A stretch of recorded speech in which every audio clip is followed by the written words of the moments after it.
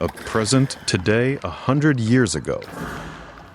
A single signature turned an abandoned school into a death factory, and the orders kept coming for 4 long years. Nuon Chea was born in Battambang on July 7, 1926, the son of a modest merchant family. He grew up watching French colonial officials stride past barefoot farmers, and the contrast never left him. After studying law in Bangkok and joining Thailand's Communist Party, he returned home convinced that only total revolution could erase Cambodia's humiliations.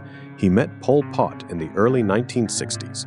Together they forged a movement that prized secrecy above all.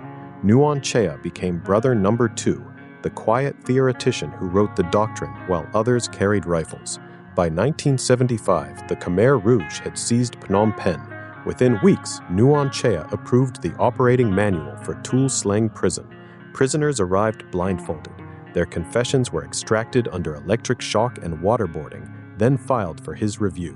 The 4-year plan he drafted demanded rice quotas that villages could never meet. When harvests fell short, entire families were accused of sabotage.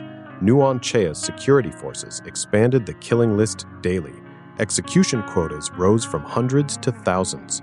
He rarely visited the sites, yet every arrest order bore his approval. The regime's paranoia fed on itself. Even loyal cadres disappeared. After Vietnam toppled the Khmer Rouge in 1979, Nuon Chea vanished into the jungle. He lived quietly for nearly 2 decades until a 1998 amnesty deal brought him out of hiding. In the courtroom, he finally faced the evidence. 14,000 names from Tuol Sleng, mass graves across the country.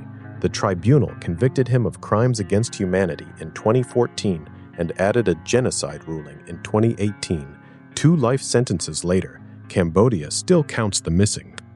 If Nuon Chea's calculated rise and long-delayed reckoning stayed with you, there are more hidden architects of history still waiting to be examined. Like and subscribe for the next chapter.